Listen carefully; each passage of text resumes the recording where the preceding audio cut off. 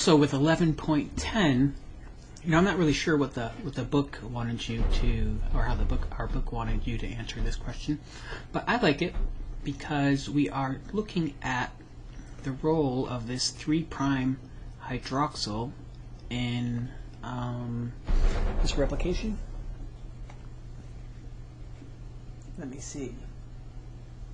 Let me just read the question here for us. Kornberg showed that nucleotides are added to the 3' end of each growing DNA strand.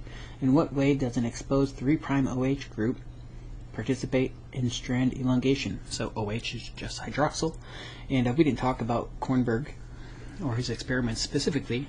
We just talked about replication. But okay, so why is the 3' OH group important? So okay, let's have, I'm going to draw a sugar here, 5-carbon sugar.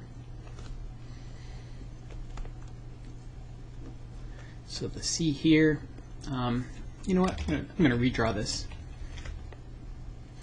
So C here, C, O, C. Okay, so we have 1', 2', 3, 4, 5. This is attached, this 1' carbon is attached to the base, right? And this 3' right here is going to have the hydroxyl. So let's assume that this is the last nucleotide on a growing strand of DNA. And the template is over here. And this is attached to a nucleotide on the other strand. And I don't want to draw too much because it's kind of hard to draw these upside down. So now we are going to have to add another nucleotide right here.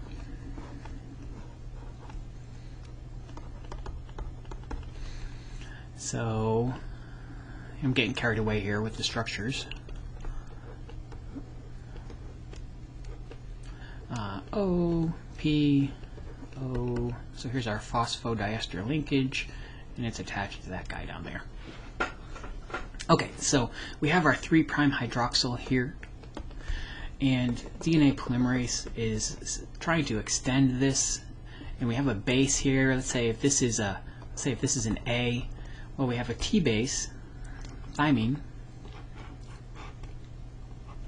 coming in here with C. So this is a deoxynucleoside triphosphate. Well, what do I mean by triphosphate? Well, we have 3 phosphate groups here.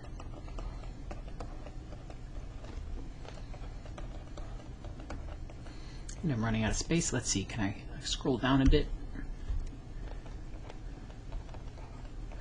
Okay, 3 phosphate groups. So this is a deoxynucleoside triphosphate, so D-NTP.